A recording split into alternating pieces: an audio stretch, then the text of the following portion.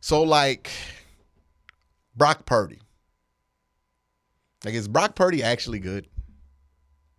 I think this is something worth discussing because we do this thing in sports media. We do this thing as sports watchers. We do this thing as just casual sports fans talking. When we are in the moment of something, it is either one of two things. It is either the greatest and most incredible thing we've ever seen, or it's awful. And it's the worst thing you've ever seen, and it should be in the garbage.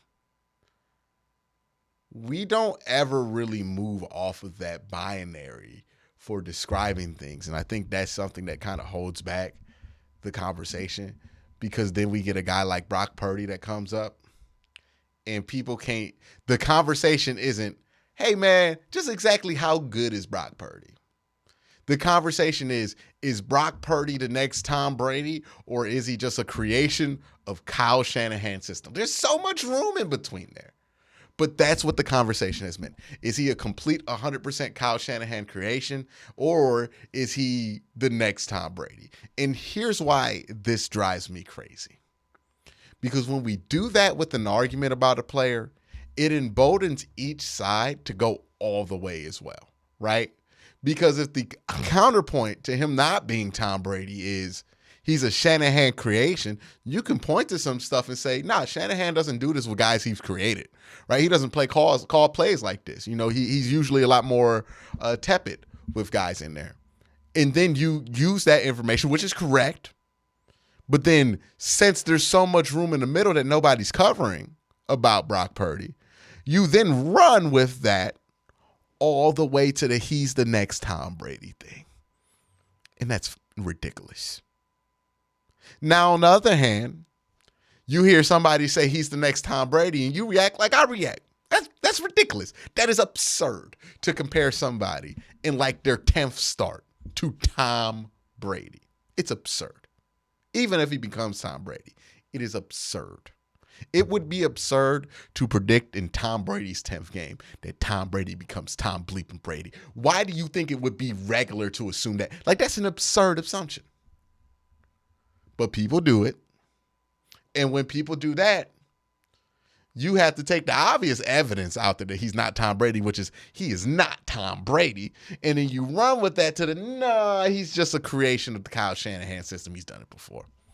And there is some truth to that.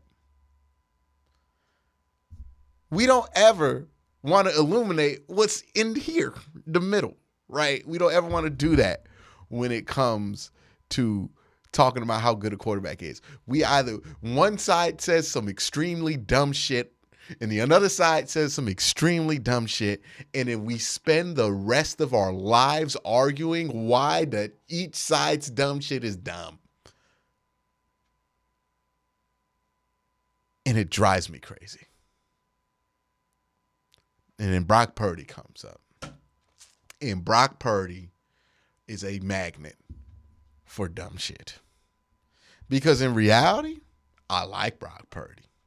I think Brock Purdy is an interesting case study of the importance of confidence at the quarterback position. He's not the kind of guy that's going to be great for like 10 years, but he might be pretty good for like a couple, right? And what I mean by confidence is he is just as talented as like Kirk Cousins, but the difference between him and a Kirk Cousins is Kirk Cousins, deep down inside, knows he's not that good. So when it comes down to it, he makes decisions that are very aware of his mediocrity, right? Point blank, period. Not Case Keenum. Kirk Cousins. He's the quarterback at the 2 seed. Teams won a bunch of games. But what does he do on 4th and 8? He throws a check down. Why does Kirk Cousins throw a check down in that situation? Because he doesn't trust himself to make a game-winning throw. Because he don't even believe he can do that shit. Right? That's why Kirk Cousins does the Kirk Cousins stuff, because he doesn't believe in himself that much. And there's not much you can change. Like, if you know you ain't that good, what's going to change your mind if you know it and you not that good? right? Like, it's one thing if you are that good and you don't believe you that good. You have something obvious that could change your mind, which is, hey, you can accidentally do some stuff that's really good. You know what I mean? That's why Joe Burrow, it's easy for him to keep up that confidence because he think he that good, he know he that good, and he keep doing stuff that reaffirms he's that good. You know, Baker Mayfield was one of those guys who had confidence, and I think Baker Mayfield's confidence is more like of a facade, to be honest. Like, it doesn't, you know, when you're around real confidence, and he never, it doesn't feel like real confidence. It feels like projecting confidence. And the second something went wrong with him, you could see all of that projected confidence just crumble down. He plays terrible. Confidence is important. And Brock Purdy is interesting because, again, he's as talented as Kirk Cousins. He's just as capable as Kirk Cousins. But there is something in his brain still. Maybe it's from him still coming from being the man at Iowa State and being the man at high school, and he was a 4-year starter. He has never had it reinforced in his head that he ain't that good. And since he does not know that he's not that good, he does not make decisions like he's not that good. And since he does not make decisions like he knows he's not that good, he actually ends up being more clutch, because sometimes to be clutch, you got to make the decision that somebody who's good would make, even if you were not that talented to do it, because it might just be there. And that's what he has. That's what they call beginner's luck, right? Whenever somebody says beginner's luck, or like a rookie has a really good rookie year and then their second and third year, they're kind of that's exactly what happens, right? Rookie year, hey, I might be good. And then you do things, that reinforce that good.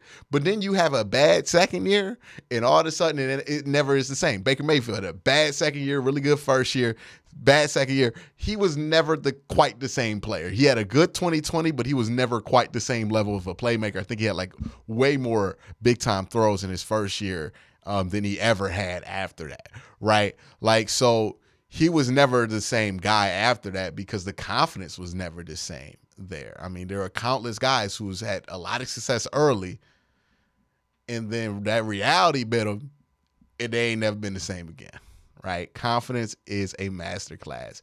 And Brock Purdy, he's not that good. If we're talking about, is he a top 10 quarterback? No, he's not that good. He's if we could like put his ability as a quarterback to a number, like a QBR, it would probably be similar to like Jacoby Brissett or Jimmy Garoppolo, like or Kirk Cousins, like one of those guys. But the good thing about Brock Purdy in this moment is he don't know he's not that good. And sometimes not knowing you're not that good is just as good as actually being that good. It works out that way a lot, right? That's how weird this professional sports thing is. But there's data to back this up. I mean, beginner's luck is a thing. People having good rookie years and then never really quite coming back to them after they've had significant challenges after that. Really a thing. You can point to a million examples of guys who started off all right, looked like the arrow was pointed up, and then they played against somebody who made them realize, oh, I'm not that good. And their confidence never recovered, and that's it, right? Again, it's easy.